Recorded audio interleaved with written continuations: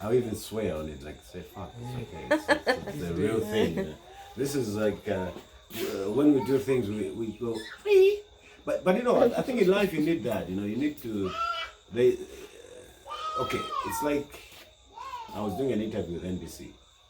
Now already you can tell with the NBC. If NBC is interviewing me, I'm not going to be free because the platform is not a free platform. So you do a marketing tip. You're like, okay, you say things to market yourself, but you're not really honest. So anyway, the jazz thing. It's the Miles Davis thing you were saying. So this is how I look at it. I am Adam Harvard, you know. In another nyao, in another ngom, I like video. I am leader. So they get to New Orleans. Yeah. Now you arrive in New Orleans. Angola Square or whatever. Angola, Congo Square. Congo Square, sorry. Yeah, you're right. You're not. The prison it's the prison that's Angola. Yeah. Hey. So now, one go Mozambique. We now Apaliani Malawi. We got. Yeah, like you got another guy from the West. But don't forget Mali. Mali, then you got Nigeria. But then they used to meet, I think, on Sundays. But they are labeled as slaves. Yeah. But inside there, they're not one thing. Yeah. So obviously, right, they were kind of forced to create one sound. And not forgetting, they might not be able to speak each other's languages to begin with. So, but the musicians within you can understand singing. All right, hey, what's that instrument? We already got a homemade djembe or whatever.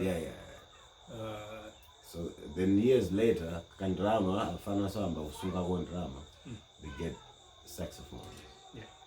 And then there's of course Western. Yeah, there's obviously they're there. So they'll slowly start losing, not losing, but they will adapt and adopt certain things. Now, the problem now gets to the 30s. By that time, African musicians or slave musicians now can read and can play. But they can't be in an orchestra because they're black. What does that mean? Because so music, every industry at that point is not accommodated, it's segregated. So music, the top musician joins an orchestra. That's the history of music. Orchestras were the thing.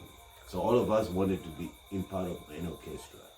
So then if you're part of the Mchinji orchestra, then you're the top. And then there'll be subsidiary orchestras or small orchestras. But that music was orchestra playing together. So our range, he conducts, you music direct. But so then we employ people, then we play show, then we travel the show. But then the segregation creates something called the big band.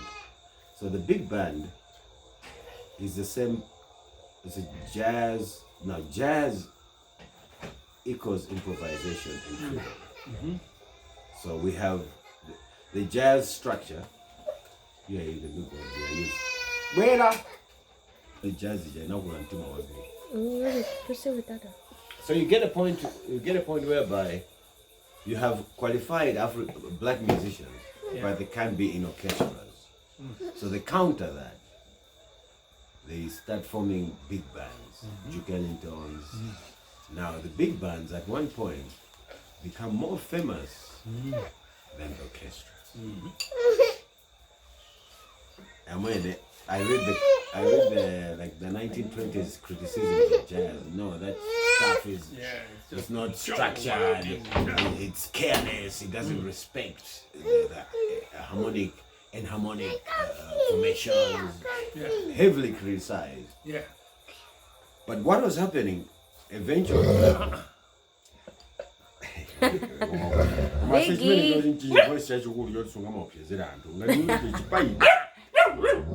Stop, guys. So yeah, mom take on the tiger. I'm going so dog's about to drop the camera. My wine! My wine! You see that? You're worried about the camera, she says the wine. Alright, I'm a wine, you know, one thing that kind of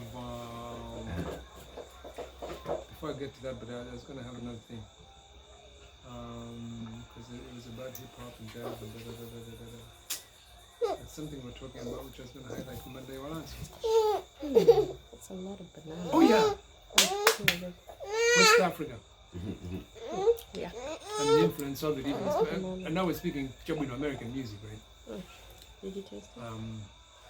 Or music that has developed on in the Americas, on the American continent, with that thread of African history. A really great example to me in modern times of what people didn't realize is Akon. Akon. Akon. Akon and Young Jeezy. Akon.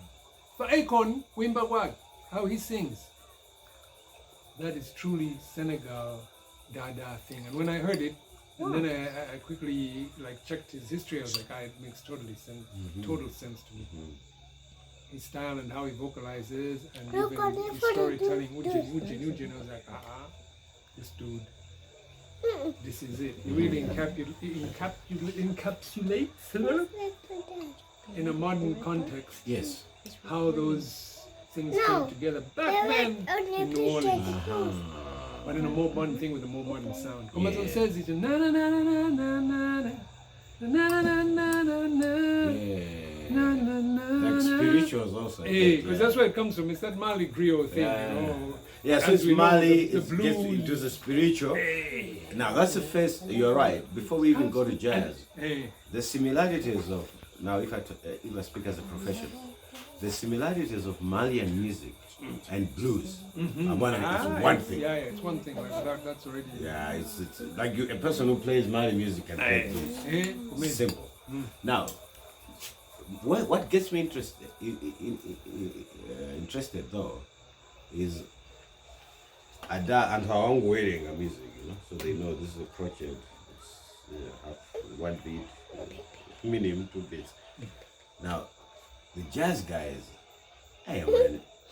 like between 30s and 40s, a big thing happens. Well, these guys now are taking orchestral arrangements and ripping them out. Like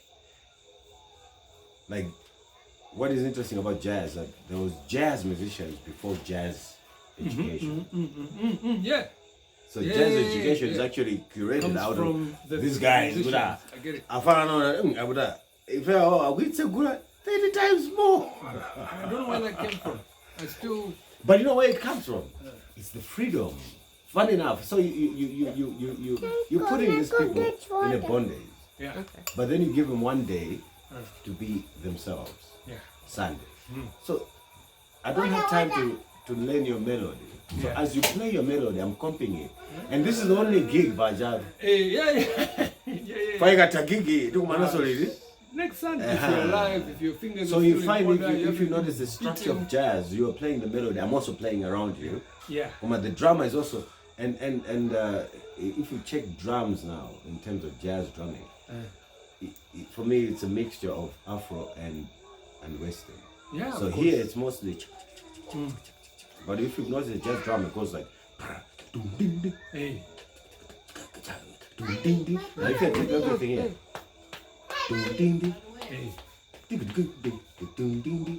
so it's maintained the drumming even if they played on tones. So now you get to a point now theoretically now these guys have ripped they've ripped classical music out even up to now Timakanganabe Afana Owerenga that jazz even today there's a fight but you guys don't read the notes. You call C sharp when it's D flat, and yet it's the same sound. So jazz is jazz is the same big band thing, orchestra thing, but orchestra, if I go and play a piano like this, you see that I'm sitting in an orchestra, I get fired. But in jazz, you can play even with an A wall, as long as harmonically they're making sense. So jazz, it's freedom. Classical music, which still is lots of money, heavily funded. It's still they're just keeping the euro. Do you think there's any value in doing that? Okay, so now jazz is clever. Jazz acknowledges classical music. Yeah. because we expand classical music. The writing and the writing, the theory. But where the classical musicians are deficient is that when they see a note, so if you write, they see C, so then they go, ooh. Now, for me, when I see C, I don't react. It's a suggestion. Up until I see the next note. You get it? It's true. You can't react. But the moment I get to my house, then there's a story. So that's jazz. But many classical musicians in the so they don't think. You take the page, they're out. There's nothing. So, but now, let's fast forward to, so this movement now of jazz, it starts with Miles now. And I wanted to go back to that, yeah. So these guys, they grow up learning classical music, but they branch off to jazz. To a point that, I mean, if you say bebop jazz, it's attributed to mostly like 4 big guys in terms of popular sense. Obviously the others, but if you're bebop, you're talking Coltrane, you're talking Charlie Parker, you're talking of. So the first team of bebop was Charlie Parker and Dizzy Gillespie. So when Dizzy left, he brought in Miles Davis with Charlie Parker. Now Miles, I mean, he's there. I mean, Miles is a master. So he does bebop, then he's like, but this one we're answering too much to the classical knowledge. Then he took, like me, 4 years break.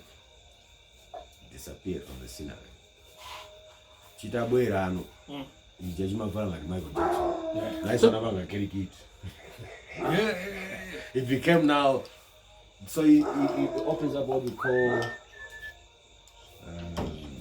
I think he's the creator of fusion jazz. Yeah. So, I'll give you an example theoretically. In jazz, you're moving da da da da da da da da da. That's the scale.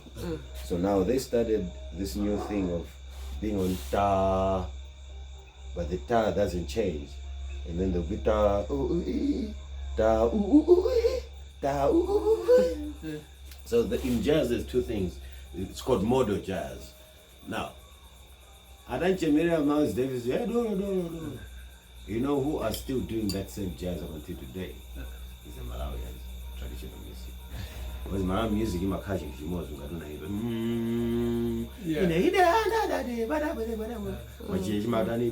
so we are actually, so when Miles Davis was creating modern jazz, in actual sense, he was just spiritually connecting back to his roots, knowingly or unknowingly, I don't know. I know, does he have family? We need to DNA the guy. I was gonna say. And find out if he's Malawian. Right. From this region. Well, I mean, but anyway, then jazz goes. You're making it sound like a joke, and yet my brain is like. Well. But you see, this is what I was speaking to. Well, the Davis, Davis. I'm speaking to Chisaji. Jimmy's son. It's true. You're right, because I'm speaking to. A spoonie. I was fast forward to today. I'm talking to Chisiza, Professor Chisiza of Chancellor College. And I said to them, I was like, you see, this is the beauty of poverty. Because no, poverty has got beauty in its case. There's beauty in everything. So everything developed. Original traditional South African music is no longer there really, because of recording access, but also collaborations. Yeah. You talk of Zimbabwe in the same way. Zambia had recording essences, facilities all over. Now, the only region with no recording facility to that level of traditional music becomes Malawi. Now, Malawian Nyau, I don't think that woman. Look at the drum itself. Because there's no Somali. Yep. Really? No. Yeah, it's still like, it's a thing. But what might have been lost is maybe certain tonal things of, maybe back then, this is totally theoretical, I've got no idea of it, but maybe certain trees and the craftsmanship of the sound, of the knowledge of like, now we use this tree so that it sounds like this, perhaps. Yes. Yeah. That has been lost. Obviously, when I saw Gideon, like, yeah. The guy said, yeah. In an okay, That knowledge we've definitely lost. Maybe some of those trees, they're no longer in abundance to the size that you need. And also tempo-wise, in my little research, you find that when we were free,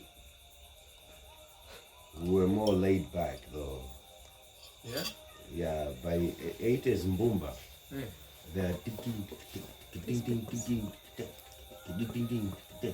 now if you go the same Mbumba 60s, so I've noticed that the tempo or the feel changes, but the drum never changed. Yeah. The rhythm, time signature never changed. Now, what is funny now today, I speak to you, Bwana, or like heavy Hancock. I think that's somebody was now searching. So in the States, they've gone full circle. So they're now looking for the best jazz now is the jazz that taps the originality of the music before it became corrupted. Not that it's, we're not going to use the corrupted influences, but there's, Marcus Miller, they're coming to Africa. I mean, I would work with Lee Ritner, not because I'm the biggest jazz musician, but they're now slowly looking for the originality of our music. So, as a summary, Miles Davis features in almost all the changes of jazz to a point that he could go to Morocco, sees a guy playing drums as you're in the band. And the guy says, but I don't know what this is now, but you will find it because we're playing your music. Yeah, so I think it's, now, where Chancellor College could have taken it up now was they need to create a 4-year jazz course that would enable me to play with anyone in the world, but having studied through the Malawian African dynamics. Because I think that's exactly like who I am. Because I still check jazz steps, but if as a jazz player, jazz steps is started at the beginning. Our question was how do we bring ourselves into this jazz party, but without having to be that person, I'm a Vina Bakongo Square. And I don't know if it's related, but my question, I don't know if it's a curiosity. I thought it was a comment. My question, now with more what they call Malawi and in the context of more traditional music here, has always been that element of, is there the skill, because it is a skill, or at least the recognition of improvisation, because that's where I think you can plug in the easiest. Because what was happening in that Congo Square, even if it was forced, is that you had to improvise, or something had to fit in with something else. So when whoever he was from Mali was there playing with a djembe that his homemade, found a tree that is like a djembe in the US, and he's playing that. And whoever it was from Angola was there. They had to make, whether it was tempo, this guy would realize that, our traditional thing is a lot faster at this point, but anyway, he's at this tempo, let me just slow it down and see if it fits. Naturally, they're musicians, it fits. So that has been my question, is there an inherent idea of improvisation in the African sense, a particular Malawian context, whichever cultural group it is, because that is what would make it fit. Can I give you the answer? The answer is Gideon. Was Gideon, the way I book him, literally I play the rhythm drums. Was Gideon would never, and Gideon is actually the guy that gave me an answer. Because Gideon goes like, the moment you raise your voice, he also raises. The moment you drop, he drops. But it's never rehearsed. Yeah, like Angwa Tiki. uzaone angwazi ding ding ding, angwazi la ding, angwazi where's that ding ding ding. Now those, so when I analyze African music, it's actually 70% improvised. Yeah. Well, of course, because that's also that's what made me believe that jazz is actually African. Ah, of course. Because and I think also some of, and now I'm also remembering, I think some of it might also be it's definitely there because now it's about the dance, isn't it? And improvisation also comes in response to a dancer, and that communication between the rhythms and the rhythm players and the dancer has to be there. Yes. And it has to be on the fly depending on how the dancer feels that day. Yes, Because if the dancer says, I'm going to flip out, it's not rehearsed. Yeah, and if you're not Papa, he's in the spirit, then you obviously have to give him that. That's exactly. You have to respond. Now that's why in my band we don't do this every time. Because we've rehearsed the set, but we don't rehearse the show. Yeah. Because the show, so the role of the band is to watch me. Okay, today is more reggae. So our music,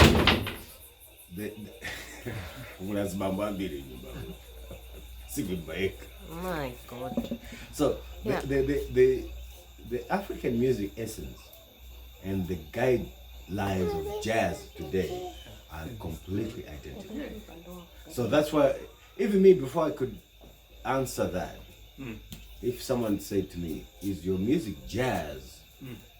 And I tell them today, I use the word jazz because it will make my music be recognized in the world faster.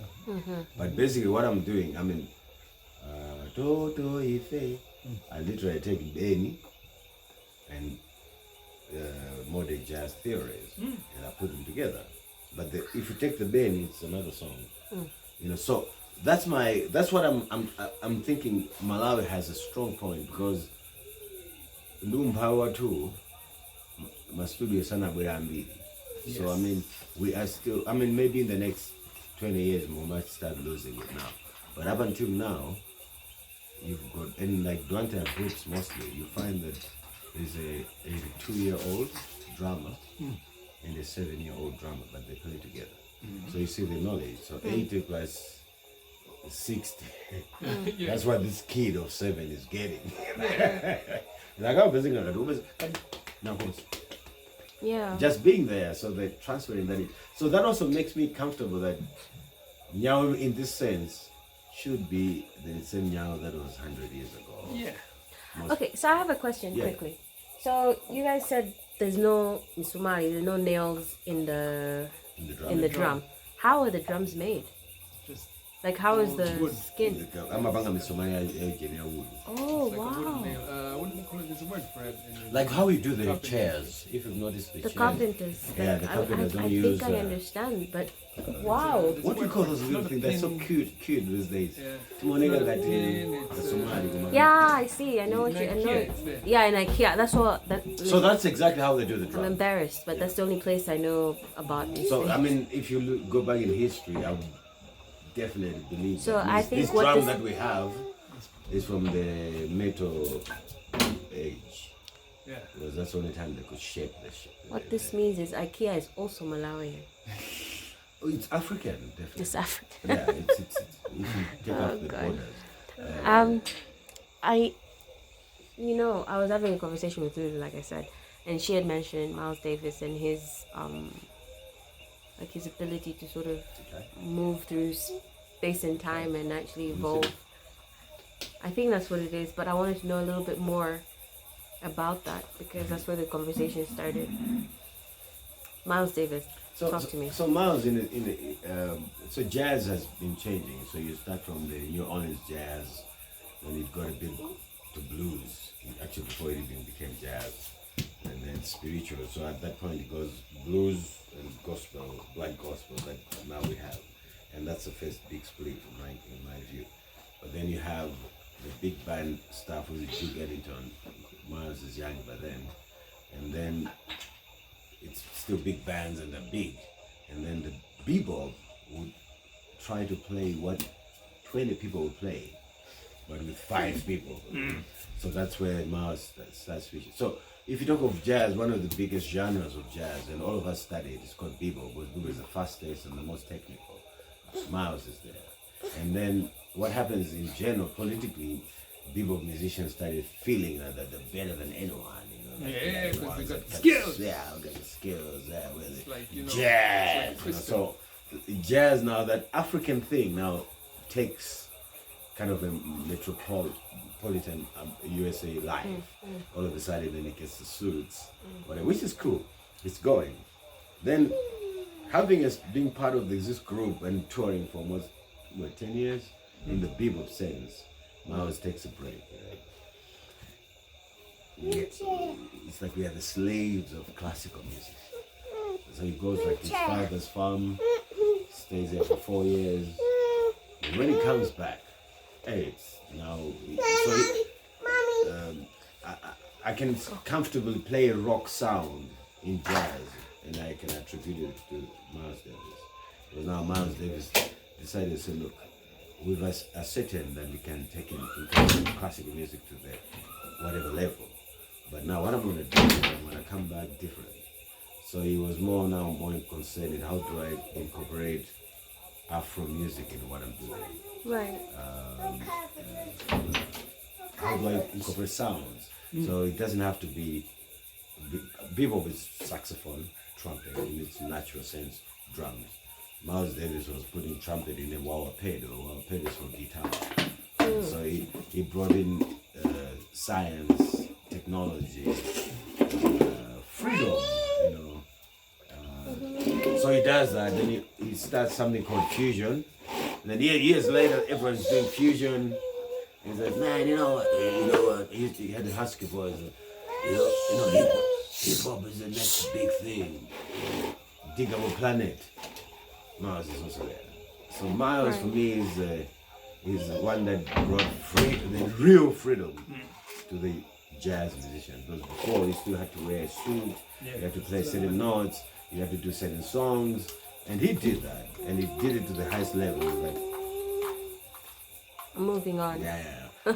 So in my mind, a little bit like, because I'm a layperson, I'm not a musician. But in my mind, it sounds a little bit like very Quincy Jones to me. And that's funny enough. That's what I was thinking about. As far as a person who's also crossed generations and been in eras, he's also one of those guys. Actually, Quincy and Jones were tight. Miles. I love that. Quincy and Jones. That's what it is. Don't blame the red stuff. Yeah, interesting. Let's just blame it on the red stuff for our sanity. But yeah, none of those cats. I mean, so they lived through some crazy shifts. Do they overlap in terms of like the times? Yeah, of course. So it's like bebop will be happening and then it disappears. People is going be, then it's come. I mean, just imagine the shocks of the first show after coming back. You think he's gonna be playing Stella by Starlight. Yeah, he's just playing some other stuff. Yeah, Autumn Leaves. The guy comes and plays completely. And I mean, Miles was cool because Miles was the first guy like in jazz to use two bass players, not even an upright bass, like electric bass, two guitar players, one jazz, one rock. He's a true freedom fighter. Yeah, jazz. That's if it wasn't for Miles, then there were specific people that would have claimed a genre that did not even start with them. So there were people that were like, okay, if it's not a sharp five, then it's not jazz. And Miles was like, man, rip that up. Yeah, go ahead. Burn that up. Yeah. So when you do, so fun enough now, when you do a jazz degree, the first 2 years you study classical music to get the sitting right, the notes right. And then the second, it's like the Bible actually. You know the Bible, the First Testament, don't. And the New Testament, Jesus says, yeah. Why not? Multiply it. Yeah, so from a political point of view, like jazz for me, it's like at one point it was developing itself and arrogant, and then at one point they said, no, man, let's make it free. So now, the biggest question now, all the jazz musicians are trying to incorporate even further. Yeah, back in down Afro. the line. So all of a sudden, Sangara, what's the name? Or even then, that's where you get like Angelique Kidjo Yes. doing a song with Herbie Hancock. Yeah. I mean, Herbie Hancock is a grandmaster of jazz. And then, the root of that, not to cut you off, but because for me, I think the magical thing is always this improvisation thing. Is because even in Mali, not just Mali, but West Africa too, that element of improvisation is there. Too much With the blues or whatever. And that's why that also what makes that reconnecting from whether it's Western or whatever musicians go over there back to this. I think that's an easier starting point for them because at least on that improvisation thing, there in the West, in Mali, Senegal, or whoever, that is already a part of it. But have you noticed, let me give you an example. Have you noticed in Malawi? Okay, I'll try to paraphrase something like, Kamuzu was like this. Because Kamuzu is, the only thing I hate about Kamuzu is that he took our old music and made it his. He should have taken 10%. Because I mean, all his songs are great, man. His songs. But what do you mean by that? Like took all our songs and made it praise songs, like church songs. He'd take what is a traditional folk song, and then like reference him. Yeah. That's politics. The song was there already, so it would change now the lyrical content. Like what other song? Lyrical content. All of them. All of them. Yes. As you know, Jamie, you meant my back. Yeah, Kwacha. It's probably Mbembe Kwacha. Yeah, right. It's a morning song. That makes sense. It probably wasn't. It was probably Zue Ubeda or something to do with the morning. Maybe it was a bird even. Or probably agriculture. Or is that also quite? Is all Kamuzu related also? Yeah, but if you're thinking maybe the whole thing, Kokoliko, what? Yeah. The fact of the that's interesting. the cockerel being the morning bird and that whole branding of it. I'm sure traditionally that was there already.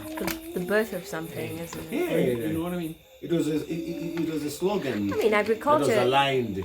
Agriculture is also very biblical, so it's not like it's not like an original concept of like development of human or human experience. You know what I mean? I think it's an easy place to start. I mean, nigga, right? Philosophically, 1959. Those songs are like almost 200 years old from the groove. Well, I don't know how many people know about that. I don't know about that. But that's a problem when you have your biggest institution that is providing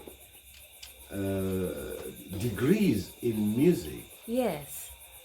And yet there's no section of. But is that your true? Own, the musicians know. There's a specific. They know the notes. They don't. But do they not know? Like the institution, is it not covering that? They don't cover that. I am talking to their professor now. So now what they've done with the music, it's actually building secondary school teachers. That's how it is. It's like almost like what you call BA in education, is it? So basically music is like that. So music is like it will be a teacher who understands 1, 2, 3, but basically they're not taught performance. In actual sense, not even as a teacher, but as a performer, teaching them, like even guys like Namadi should have been there to teach them how do you market yourself in the modern, so they're not groomed to be performers. That's why you find that out of all for the past 10 years, I can count 6, maybe even 3. Yeah.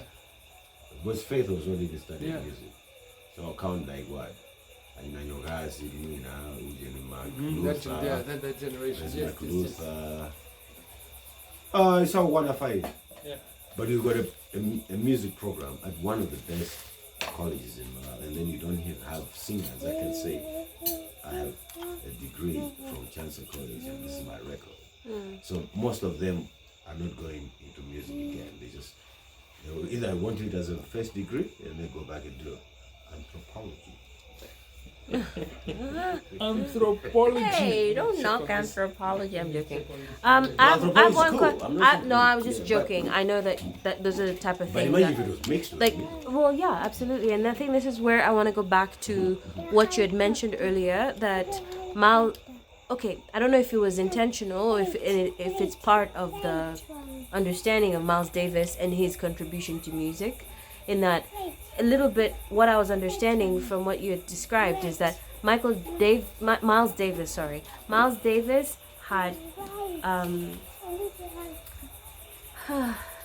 listening. Miles Davis. No, it's because of Gale. Gale's on.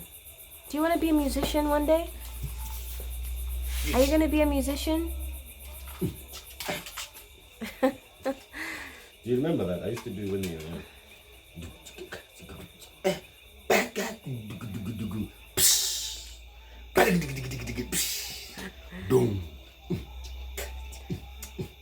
I literally have the exact one when he was like 4 months old or something. Really? Yeah. The exact one.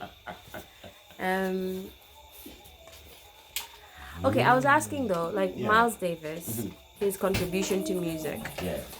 Is it possible that music, as it's taught in the US or other places, and I don't know if this is true that it's taught in other places. I was asking about Miles Davis and his contribution, because what I find interesting is that you were saying that it's taught, like music is taught a certain way, so orchestra and then unpacking or building from that. And you also had said that Miles Davis also went as far as orchestra and then decided to move away and explore music in maybe a more natural sense. Is that a coincidence, do you think? That's something that we ask a lot, but like with a friend of mine, Musa Mazin, who used to be a lecturer at UCT, so I had the privilege of asking him, like, so you got the music, you got the political, which is something that we don't have here. It's like, you can do bebop, but is the political scenery right for you to do that? I'll give you an example. When Miles was still playing bebop, at one point he's recording in the basement, and then he goes up. So the session is going. Right. Goes as smoke. And the guys are like, hey, this nigga's coming back. And then an hour later they realized that as he was smoking, some two cops asked him, what the hell are you doing here? He said, hey, fuck you, man. Why are you asking me this? Yeah, he gets arrested. So when I think about it, and I'll go back a bit, because when I think about these guys, the pioneers of bebop, of jazz, I'm asking myself, how are they playing so beautifully? Because this is 50s, it's 60s in the US, it's early 70s. So they're getting beaten up, they're getting arrested. Sometimes they have to use the kitchen to go perform. But their mission, and I don't know whether I'm crediting them just because I love them, but I believe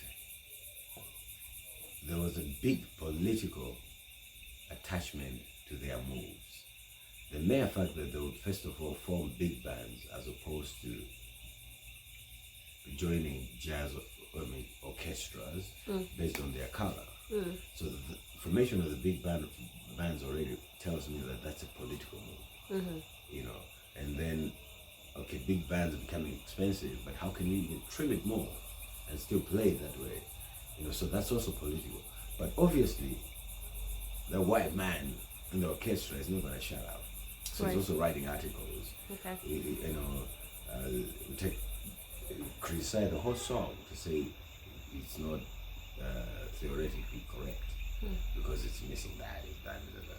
But then again, the biggest when jazz itself enters Berkeley, you've been in the States, you know what it means. Jazz is at Berkeley. What kind of victory is that? So that society had to acknowledge that this is an intellectual music. And the biggest embarrassment is that vis-a-vis classical, we cannot remember when there was a classical musician without a theory of music to say what he's playing. Even Beethoven had a paper, so that means he had studied music. So, but in this instance, we have these characters, Parker, Miles, Coltrane, etc., that today, all over the world, form a big part of jazz education, and they actually played without the notes in the education. So that's also another. I have a question for you. Yeah. How do you play notes without education? I think that's how every school started. Someone is blessed and you do a plan, and then we are curious, how did you do it? So you bring in mathematicians, you bring in scientists, you bring marketing guys. So I think that's exactly what happened. So these guys naturally are playing it. They hear autumn leaves. Then I go, okay, why can I put those notes that are missing?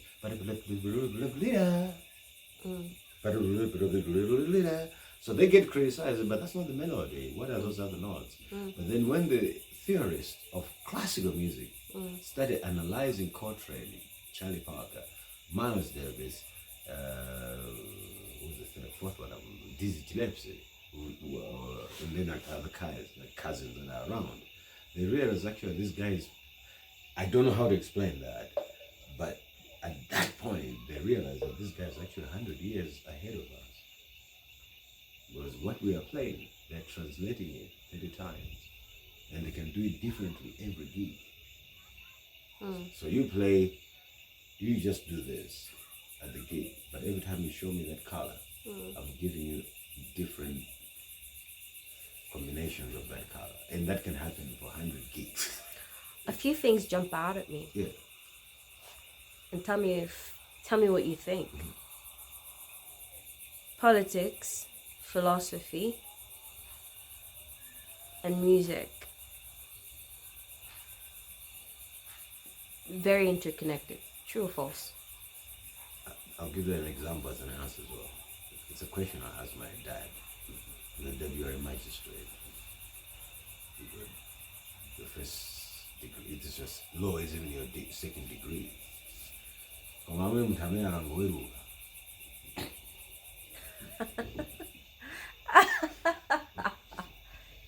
one day I asked him, like 4 years into this thing, I'm like, what's going on? And in the meantime, he's like, hey, man, read the book, Logic. I think the first time I read Introduction to Logic, I must have been like inside at 6. And I remember that there's a funny theorem there that starts it all. I refuse to memorize it. But, so, it's more arts oriented, that question. Was arts, you're answering those things. You know, I've got an audience of 100 people, but I want to use my modem, which is music, to spread and convince my message to these people. So, it's literally psychological conquer. Right. It's the same techniques that a pastor, the president speaking at the United Nations, assembly, an opposition lying to the parliament, how he walks is exactly how I walk. It's how I was like the president. The walk to the stage is a psychological conquer. If you feel but you're not demand time, nobody listen, you'll be scared. So that's more logic. Yeah. You're thinking. It's the art of thinking, really. So that's the artistical side of music. So a person who thinks music is not art will just come and start playing about the person who understands this is art is thinking psychologically. Right. Okay. How do I convince your mood to book me for the rest of her life as long as she can afford to? So it's a mind capture. If you book me, I need to capture your mind. That's all. If I don't capture your mind, you book another guy. You can even book another guy, but like Paliani, because I spoke to a specific section of your mind. So because it's instrumental, because it's sometimes no words, whereby I would have said you're a queen, I can play to a point that you understand that Erik respects me. That song, sometimes I'm not even looking at you. Maybe we're here, you say, hey, I love that song, maybe you do. Then you're watching me, and I know you're there. The way I play it, because I know you're there, you can tell I respect you. But if I just go, and it's a 5-star hotel, when you boy, and mama 0 minus 0 star.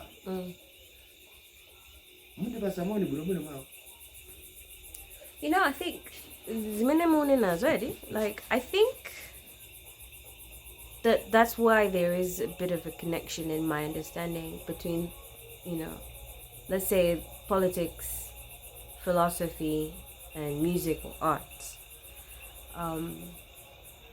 Like you said, capturing the minds of people. And what is the purpose of this to begin with? Power. And I think then maybe there is no wonder that musicians or artists are constantly you know, undervalued, underestimated.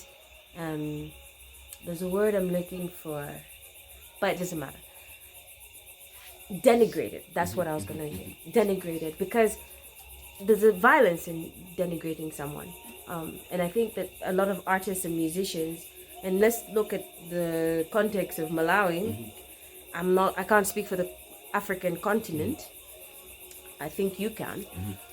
But there's in at least in Malawi, and in my understanding, there's an element of denigrating artists and musicians. And it's about capturing maybe the minds, because there is a lot of power in capturing one's individual's mind or the mind of the masses. Yes. And musicians, musicians time and time again have proven their ability to amass that level of influence, right? And so when you're talking and you're telling me about Miles Davis, and you're also speaking about Gidze, and you're talking about you know what I mean? And also it makes me understand a little bit more the frustration of a true artist, because they're just expressing, and yet the expression has a lot of effect and a lot of influence on the masses, which means the politicians and those people that are in power are affected by that level of influence. It's true. I mean, you actually 100% correct. To expand on it, I can be the best guitarist in Malawi, but if Malawi does not understand my conscious mission, then I'm not the best guitarist. And what is your conscious mission? It's simple: education, intellectualism in music, putting logic in music, putting psychology in music, you know, philosophy.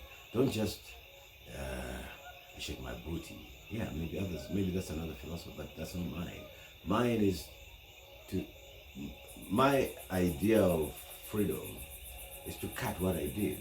Because I'm a guy who leaves Malawi having built a house already, coming from a big band. So financially, okay, it was in patches, but I was not poor. But why do I leave?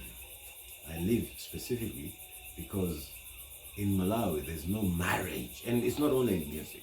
I'll give you an example.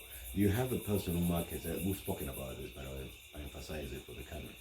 You have the best grades. Now people were graduating last week. You find that if you look at the grades, the top guy who got, or a girl who got in the marketing, whatever field, take that guy and show him a person who makes, we were talking about canned chairs, and tell him market canned chairs, he'll tell you, I don't know how to do it. Because the biggest deficiency that we have in Malawi is that we do not understand that being a chartered accountant is 50% of the story. With no fisherman, where are you going to be a chartered accountant? So now we look at a fisherman. Fisherman comes with stinky armpits, vest in atari, or manyanja. So we judge him, not knowing that's our product. It's like minerals. Minerals are very ugly. When you find gold, chimanyasada. It's in the dirt. Chirimudoti. But the host, a marketing guy, yes, I want to buy you. You were on a guy. American Stock Exchange, Dow Jones. Yeah, you see, I'm in a nail. The company make gay.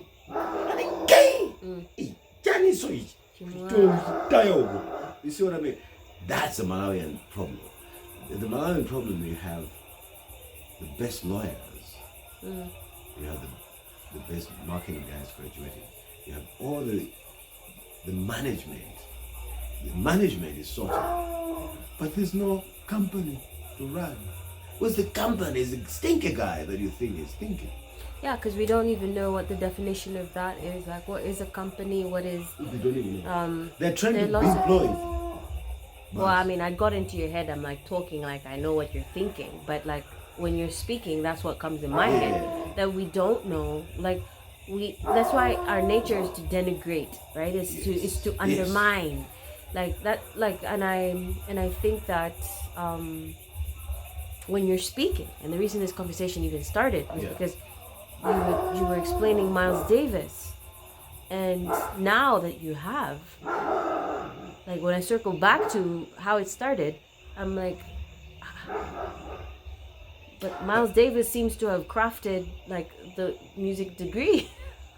Yes, a little bit. At least a jazz major. I don't know if it.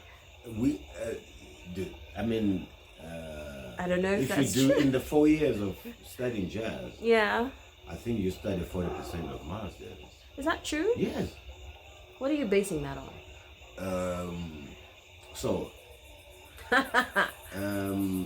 Good question. Got me by surprise. But so just like law, you spend most time studying previous cases. I think jazz is the same thing. You spend more time studying the masters. What were they doing? So we created a whole syllabus to understand what Miles is doing, especially in the modal sense, because he's the first guy to really jazz would be so that's what we call normal jazz. So it's moving in its major scale. Whatever stops, you can translate it 3,000. It's like metrics. But now Miles does the opposite. He sticks on one note, but expands it. So it's just one note. So basically I was just doing the same thing, whereby if we put in a layman language, whereby to understand the Anderson family, I'm doing a study of you, Kali, Kimba, my boy, but then in the model sense, I can take one of you and expand that person to the point that through what I'm seeing with that person, and say, this is Lomud, and I can sing Lomud, but from Kali, or I can sing that from Kali, you get what I mean? As opposed to normal jazz would be first bar I'm translating you, second bar I'm translating Kimba. third bar I'm translating, and then maybe I come back to Kimba, or maybe it rests a bit on you, and then go to there, and then maybe even go sometimes to Mayankua. Yeah.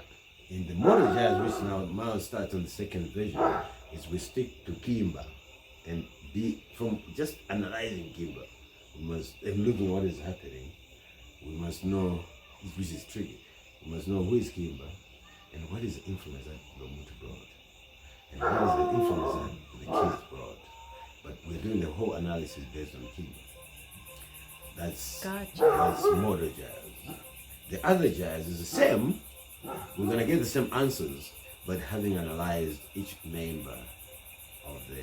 And if you guys are an honest family, the answer must be the same. I get that. Yeah. So Miles now lives, because everyone's doing bebop and lots of musicians do bebop. Says, oh cool, you guys are cool, making money with it? Yeah, I got my royalties in there. Cool. He's never, in the book, I think he talks about what happened in those 4 years. So when I was hitting 5th year here, this year, that's why I'm agitated, because I think 4 years it's enough. And it's true, if I compare myself to Miles, in the 4 years I was here, this would be like exactly what he did. You know, like he was on top. I mean, he was like, when he left, he was one of the top paid jazz musicians. But when he introduced this other mission, he does not release the record alone. Who does he release it? With the record label. Why is he going to the record label? Was it, I want Lomutu to do Ziamandire Mberazizi. I want you to... It has but you just create the product as Miles. So as much as he's forcing ideologies, as much as he wants to change certain narratives, but he's got marketing people that are willing to protect him. He's got investors that say, okay, cool, we'll give you $500,000 for 4 albums. Go right work. We're not going to come and do it. We want to emphasize you, and we will market what you're saying. So the product in the initial stages became Miles. Then as we went along, scholars again came and said, now what is this thing that he's doing? No, he's sitting on Kimba, and he's getting all the answers of Kayesa. So the scholars are the ones that, and they get it right, because we can play Miles because I can study it. Yeah. But Miles was playing. Miles never studied himself to play what he was playing. So that's what makes him a genius as well. So tonight we covered Miles. Is it fair to say Miles Davis also influences you? My music is modern because our music is modern. So I've studied both, but I'm more of a modern musician. So because our music as Africans mostly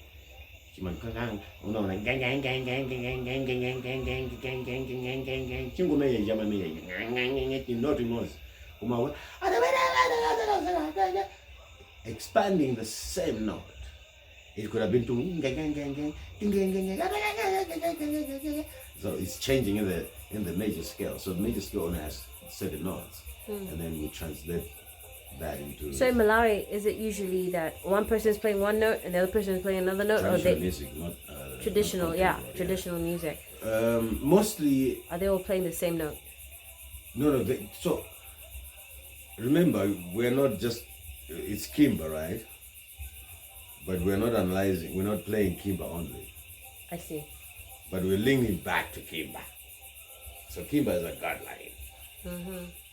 But so you can go away, but you always come back. And funny enough, as a jazz player, to be honest with you, funny, I am not surprised with like Kimba's keys. Because as a jazz musician, you also think about those things. Lomutu and Kimba. You're going too far. What go kind away. Of keys can they? But that's what a jazz musician thinks about, like combinations. Yeah. Yeah, So it's basically that. Next time we'll study George Benson. Yes, I love it. And then Wambali. Yeah. Well, how about Wambali then George Benson? We'll do Wambali. We'll expand Wambali. I'd be interested in that. Man, cheers. Thank you, Judas Iscariot. Judas Iscariot. No, let's not record. Too late. It's been a great day. Let me go switch on and put some life in my campus. It's been a great day. Thank you very much, man. This was the best idea. It's I'm happy when awesome. you said that. And I think I feel the same. Even when I was walking here, I was like, we haven't failed, man. X is equal